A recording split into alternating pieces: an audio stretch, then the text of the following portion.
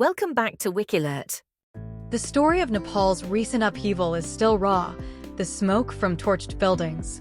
Barely settled, and at the heart of it is KP Sharma Oli, the former prime minister whose resignation on September 9, 2025, marked a seismic shift in the Himalayan nation's volatile political landscape.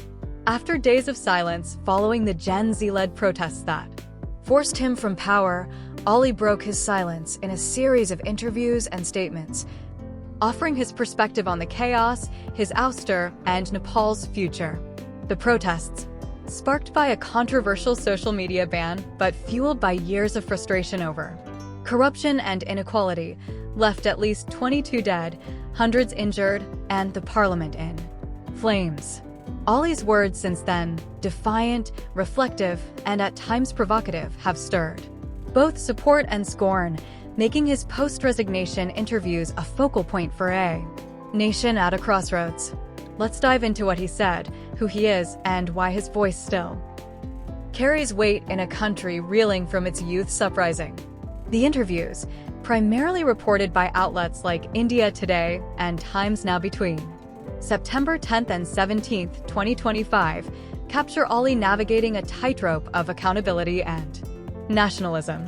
In a September 11th statement shared on his verified Facebook page, Oli addressed the protests head-on, expressing sorrow for the lives lost, but framing the unrest as hijacked by vested interest groups.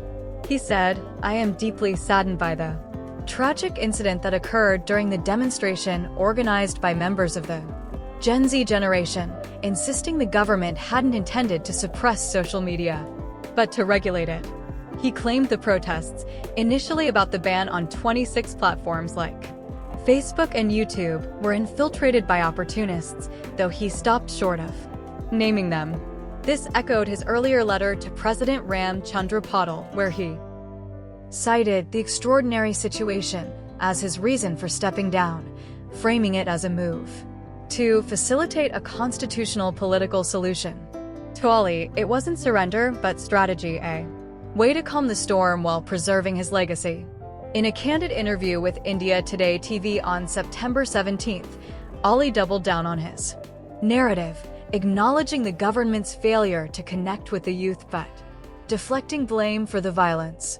"We were listening to the demands of the Gen Z generation," he said, quoted by ANI, emphasizing that his administration wasn't negative toward their calls for reform. He pointed to the swift reversal of the social media ban after an emergency cabinet meeting on September 8th, suggesting the government had tried to de-escalate. Yet, he didn't shy away from controversy, accusing external forces, without specifics, of stoking the protests to destabilize Nepal. This aligns with speculation in a September 9th India Today report, which noted the curious timing of the unrest coinciding with Oli's return from China and a planned India visit, hinting at a geopolitical tug-of-war involving China's Belt and Road Initiative and U.S. investments. Oli's suggestion of foreign interference, though vague, stirred debate, with some on X praising his defiance and others calling it a dodge. Oli's most striking remarks came in an open letter to his Communist Party of Nepal (UML) supporters, posted on September 10th and covered by Times Now. Here he leaned into nationalist fervor, refusing to back down on claims that have long defined his tenure, like asserting Nepal as the birthplace of Lord Ram or staking claim to disputed territories like Lipulek, Kalapani, and Limpiadura. "By nature, I am a little stubborn," he wrote. "Had I compromised on these stands, I could have chosen many easier paths and reaped many benefits." He framed his resignation as a sacrifice, not a defeat, and hinted at a political comeback, rallying supporters by positioning himself as a victim of foreign meddling. From the safety of the Nepal Army's Shivapuri barracks, where he's been staying, Oli's words were a calculated play to keep his base energized, even as Gen Z protesters demanded a complete overhaul of the political class. Born on February 23, 1952, in Terhadam, Nepal, KP Sharma Oli is no stranger to turbulence. A veteran of Nepali politics, he's led the UML through decades of upheaval. From the Maoist insurgency to the 2008 abolition of the monarchy. His fourth stint as Prime Minister, starting in July 2024, was built on a coalition with the Nepali Congress. But his pro-China leanings, highlighted by Nepal's 2024 Belt and Road Agreement, drew scrutiny. Ali's personal story is one of grit, jailed for 14 years in the 1970s for opposing the monarchy. He rose from rural roots to become a polarizing figure, admired for his wit and nationalism, but criticized for authoritarian tendencies. His family, wife Radhika, Sakya, and a close circle of relatives has stayed out of the spotlight, but anecdotes paint him as a man of contradictions, cracking jokes in parliament one day, stoking tensions with India over territorial claims the next.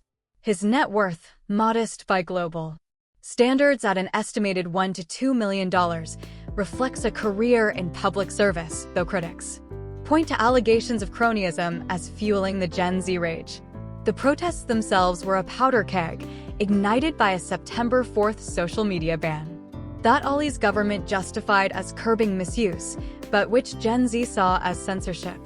By September 8th, thousands, many teens and college students, flooded Kathmandu, chanting "Stop corruption, not social media," and wielding hashtags like #NepoKids to expose politicians' lavish lifestyles. The police response was brutal. 19 died on the first day, with 3 more the next, as tear gas and live bullets met stone-throwing crowds. Parliament, the Supreme Court, and Ali's own residence were set ablaze, a visceral rejection of a system seen as rotten. Ali's interviews reflect this tension. He mourns the destruction, but insists his government was open to dialogue, a claim protesters like 19-year-old Binu KC dismissed to the BBC. Leaders promise one thing during elections, but never deliver. The fallout is ongoing. Former Chief Justice Sushila Karki was appointed interim Prime Minister on September 12th, tasked with holding elections by March 2026, but the Gen Z movement demands more, a new leadership free of the old guard. Ali's interviews, while projecting strength, reveal a man grappling with a legacy under siege. On X, sentiments are split. At Kerala Satish called him out for acting like nothing happened, while at a lengthy game Y0 hailed the youth for toppling a corrupt government ahead of schedule. His words, especially the nationalist rhetoric, keep him relevant, but they also risk alienating a generation that's done with excuses. For Ali's family, his party, and the nation watching, this is a moment of reckoning. Our thoughts are with those who lost loved ones in the protests, the injured still healing, and a country searching for stability. Ali's voice, stubborn and unyielding, will keep shaping the debate, but whether it's a rallying cry or a fading echo depends on what Nepal's youth decide next. If this story of defiance, loss, and a nation's turning point has gripped you, give this video a like and subscribe for more tales from the heart of global upheavals. Thanks for joining me. Stay engaged, stay hopeful.